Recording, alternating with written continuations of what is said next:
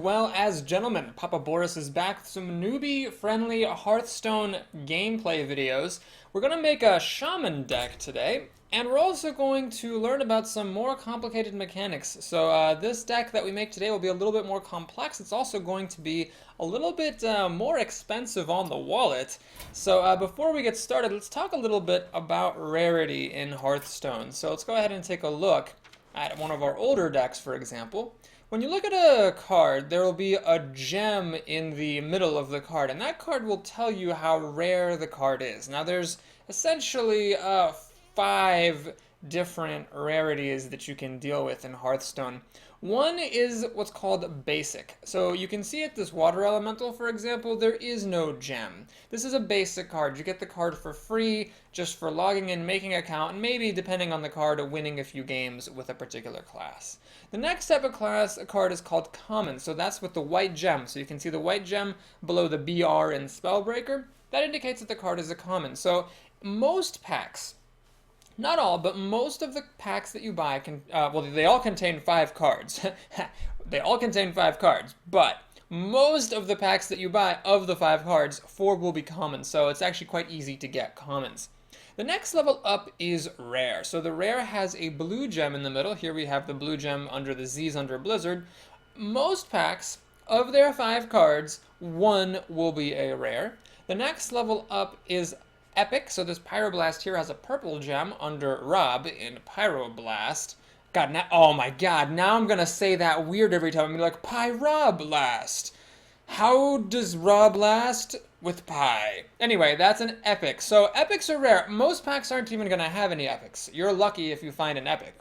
So those are the 4 categories. Again, those are basic, common, rare, and epic, but that's only 4 out of 5. The last type is legendary. So legendary is extremely hard to get, and it's also extremely expensive to craft. So notice I've got this arcane dust here. You get that by disenchanting cards. A legendary card, a single legendary, costs 1,600 dust to make. Compare that for the next rarity level down, which is epic. That's a mere 400 dust. So getting legendaries is extremely difficult. So in the deck that we're going to make today, we're going to actually have a couple of legendaries, but it's not like, you know, I bought billions and billions of packs until I got them. I haven't actually spent any money on the game ever since the account wipe in the closed beta. All the cards I have are just from playing lots and lots of arena and being good enough to keep on being able to do that without having to pay money. So we're just going to use some of the legendaries that we found, that I found through the course of playing arena, the arena mode of Hearthstone, and opening lots of packs that way. And we're just going to try to have fun with it. We're also going to play one of my favorite classes, which is the Shaman. So, as I said at the beginning of this video, we're going to amp up the complexity a little bit. The Shaman's hero ability, which remember is a thing that you can do once per turn, and it doesn't require any cards, and costs 2 mana, is Totemic Call. So you summon a random totem. Well, what does that do? Well, we'll see as we get into the games exactly what the different totems are.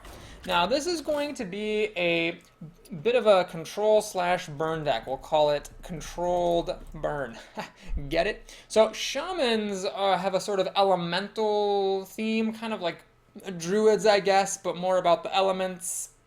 I don't know. I don't really play World of Warcraft. I don't know what the deal is. The point is they have a lot of removal spells, and so that's where we're going to start with this deck. We're going to take tons and tons of removal. So first, Forked Lightning. You deal 2 damage to 2 random enemy minions, and it only costs 1 mana. Wow, what a bargain! Except this has a mechanic called Overload. So what Overload means is that the following turn, the turn after you play the spell, there's a particular amount of mana that's going to be locked out. So it's essentially like a pay it now, pay it later kind of a thing. Forked Lightning really costs 3 mana. You pay 1 of it now, and then you pay 2 the following turn. We're also going to grab the old-fashioned Lightning Bolt. That's a 1 mana, deal 3 damage, and it has Overload 1. So it's not quite as heavy on the Overload as Forked Lightning is, but it's also, you know, not quite as strong of an effect. In addition to that, we're going to take even more removal. We're going to go ahead and grab Rockbiter Weapon. Give a friendly character +3 attack this turn. You can either give it to a minion and then have it attack for 3 extra damage, or you could also give it to yourself, and then you can get in there and attack a minion and kill it, perhaps. Now remember, when your hero attacks minions himself, the minions hit back, so this will also cost you a little bit of damage. We're finally going to grab in these Stormforged axes. These are weapons. We talked about these before. So a weapon is something that you equip on your character, and it's got a left number, which is how much damage it deals, and a right number, which is how many times you can swing with it before the weapon breaks. Now, this Stormforged axe is a bit durable. You might remember weapons in Hearthstone are not made to last. This thing can swing a whopping 3 times.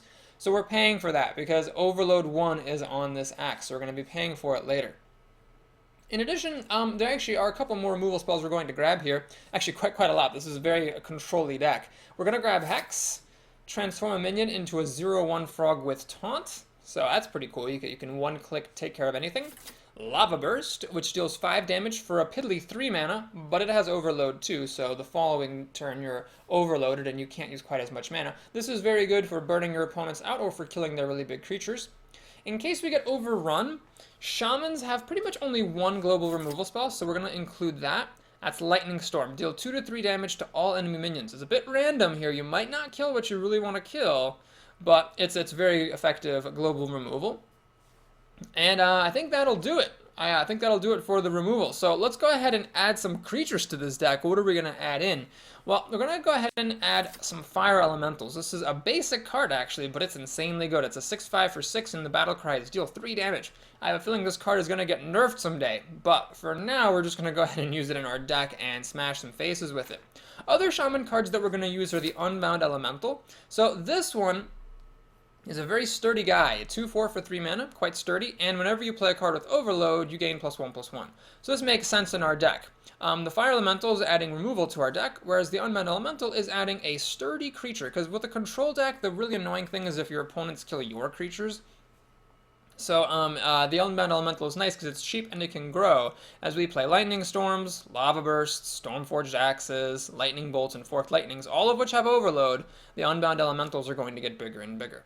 Now, control decks wouldn't really be control without card draw, so we're going to add Manatide Totem. This is a 0/3, so it's not exactly a fighting thing, but at the end of your turn you draw a card. So you play it, at the end of the turn you draw a card. If your opponent lets it live, you draw another card at the end of the following turn, and by that point, if your opponent hasn't killed it, you're probably going to win the game because your card draw is going to go out of control. Now, the next thing isn't exactly a creature. It's a spell, technically, but it's a really good one. Summon 2/2/3 Spirit Wolves with Taunt.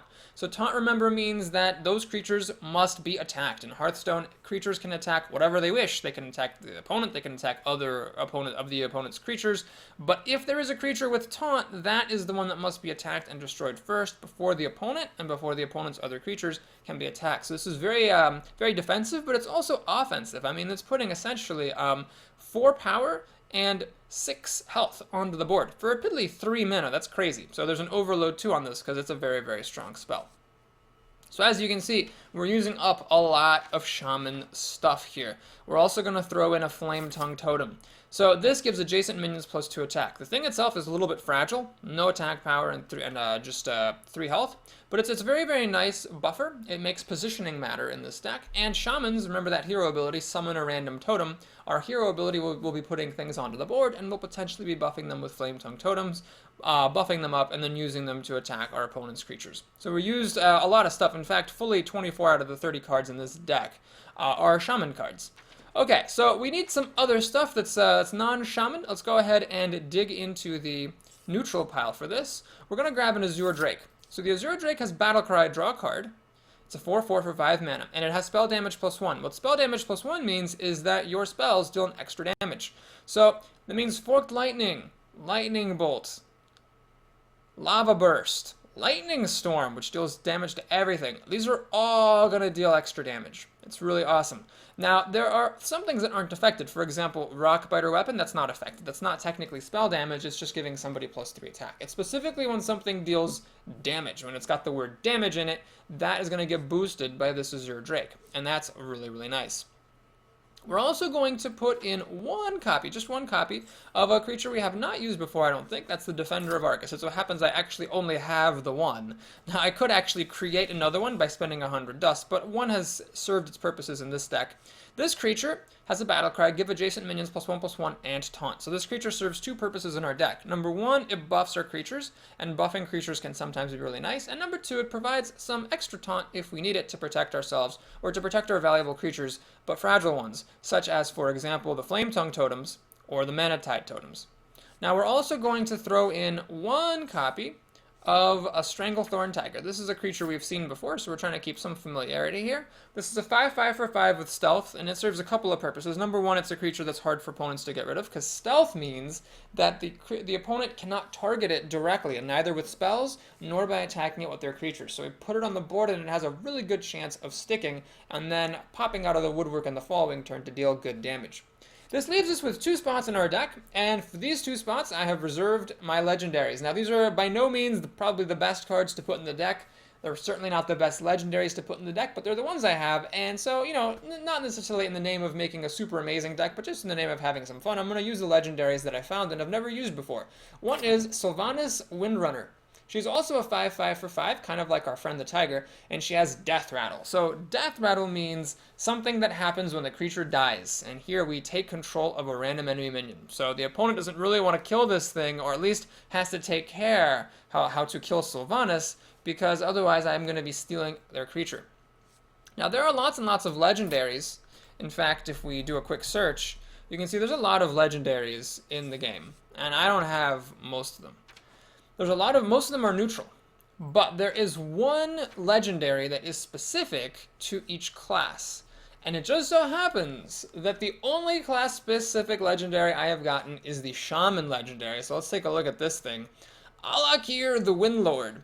So this is an 8 mana, so it's quite an investment, 3/5. Now these are pretty low stats for 8 mana, but it has, as you can see, a ton of abilities. So it's got Wind Fury, which means it attacks twice. Charge, which means it can attack on the turn it comes into play.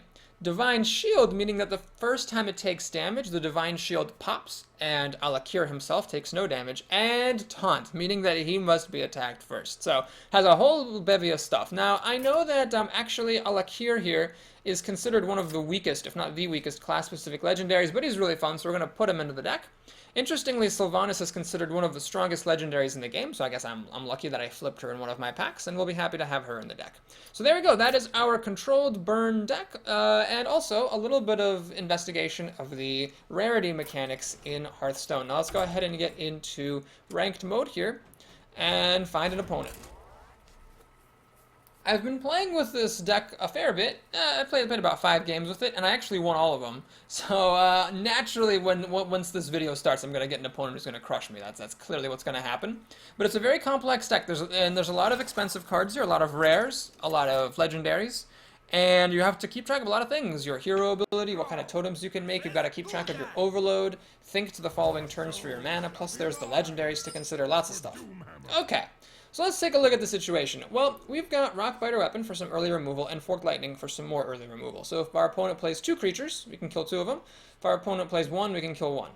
This is a good creature, but it's a bit late, and this is good removal, but it's a bit late. I don't really want to be using this with Overload too early in the game. So we'll keep our removal here for our opponent's early creatures and hope to draw some good stuff. And we did. We drew Feral Spirit. This is really one of the few creatures that we have in the deck, actually. This deck doesn't have too many creatures, so it's nice to see this. It summons 2 2/3s. Heavy overload though, but it's definitely worth it. So we're going to probably be playing that on turn 3. Now you might remember, in Hearthstone, the second player gets the coin. This is a 0 mana spell that once during the game allows you to get an extra mana crystal. Alright, so what I'm going to do is I'm actually going to think carefully here. I could make a totem with my hero ability and we can start talking about those. Or I can coin and play Feral Spirit. I actually will go ahead and make a totem. So there's 4 different totems that you can get. Now we just saw the first one. This is a 0/2 totem with Taunt. It's a very, very good one because it really is annoying for your opponent when he has to attack the totem instead of you. Alright, so he's going to go ahead and attack it with his Loot Hoarder. The Loot Hoarder is a creature that's a 2/1 and it draws a card when it dies. The Acolyte of Pain is a very good card, actually. It draws a card whenever it takes damage. So that'll be a little bit tricky for me to deal with. I'm going to go ahead, though, and I'm just going to play this Feral Spirit. So it's a bit unfortunate here that these guys only deal 2 damage. What that means is that the Acolyte is going to be able to run into one and draw a card because he has 3 hit points. So the Feral Spirit won't quite, the Spirit Wolves here are not going to be able to quite kill off the Acolyte. My opponent's going to play Cult Master. This is a nice common card. Whenever one of your minions dies, you draw a card. So my opponent actually got to draw 2 cards there because the Loot Hoarder himself has the ability that when he dies, it draws a card. And the Cult Master then drew a card for him as well. Ooh, that is a rough start. Well, luckily for me, I'm going to go ahead and kill off my opponent's stuff here. We'll think this is the time for Forked Lightning. So an interesting point is that when you kill the Cult Master and another creature at the same time, the Cult Master's ability doesn't trigger, although my opponent is going to get to draw another card off the Acolyte of Pain. Sadly, there's nothing I can do about that. Bam, bam. The Acolyte of Pain flares up because it's drawing a card, and we're going to swing for 2 damage.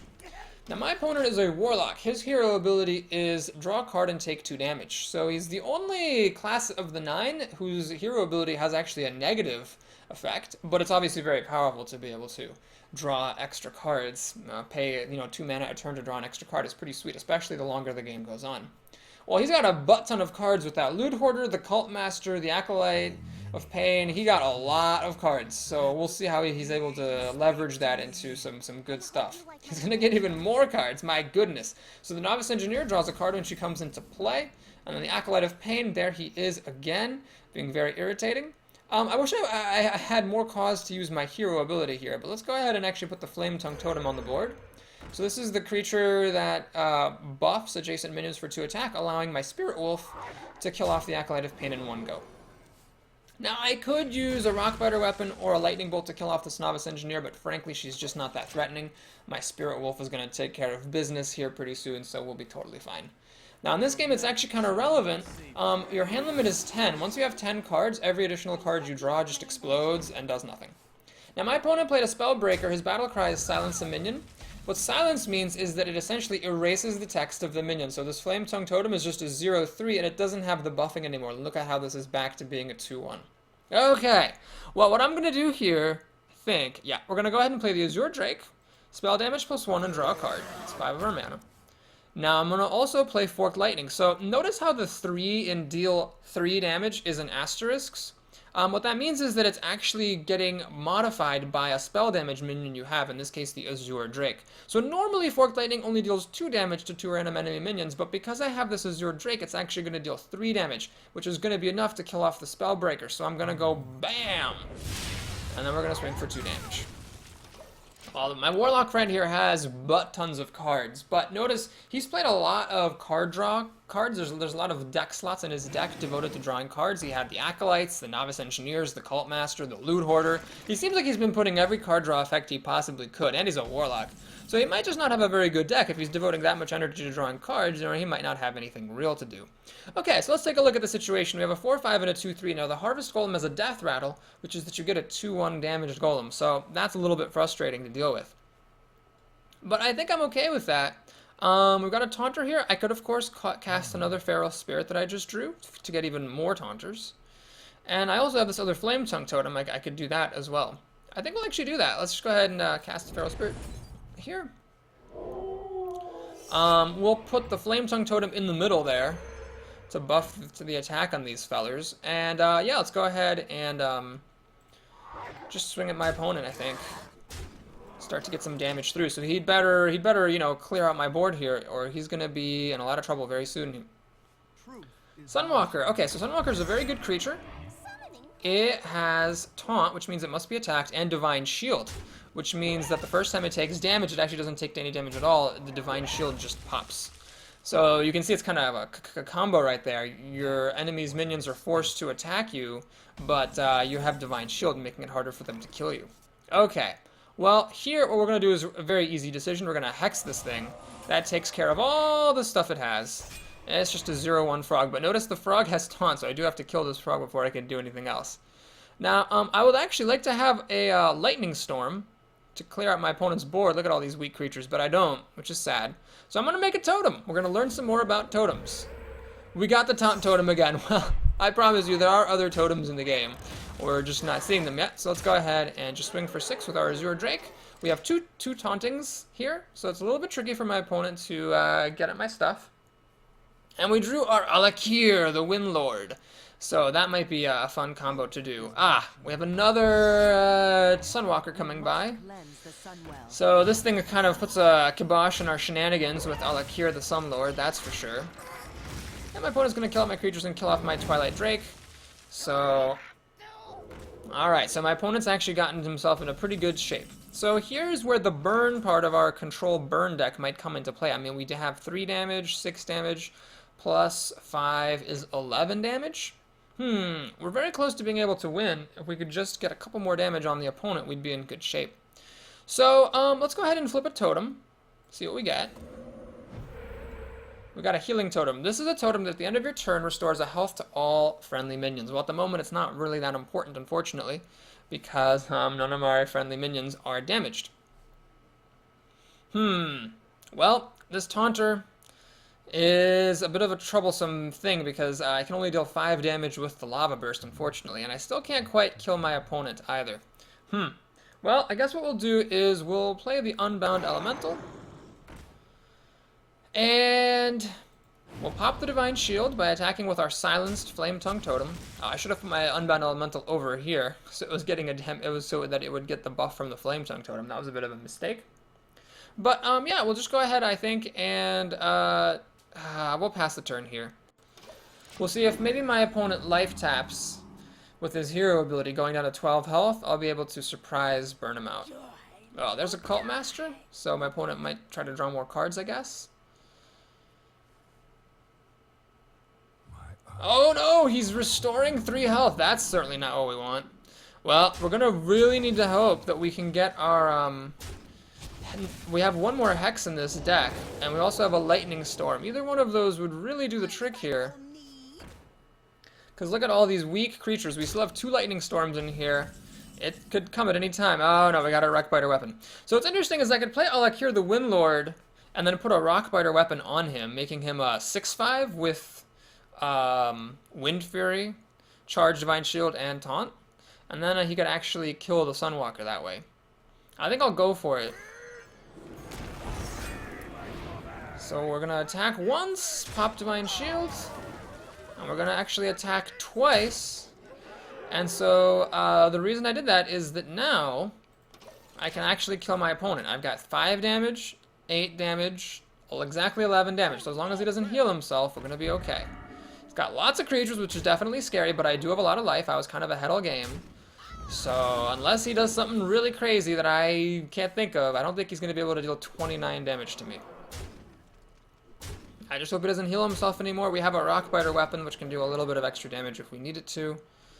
And let's hold our breath. Nope, no healing from my opponent, so he's gonna get burned out. And just like that, the deck lives up to its namesake. Oh, there's the Hex, of course. We are going to put out a controlled burn and win the game. Well, this was one of the most weird games I've played with this deck. I didn't ever play any totems. All we saw was that taunt totem and that healing totem. Like I said, there are 4 different ones that you can get. So I'm definitely going to make another video soon here playing some more games with this deck. If you'd like to see some more games, do please stick around. Another video will be coming shortly, and there we'll play several games and we'll hopefully see more of the Shaman's totems and more of the cards in this deck in action. Alright, thank you so much for checking this out. If you enjoyed the video, do please like and or subscribe to support the channel, and I will look forward to seeing you next time. Till then.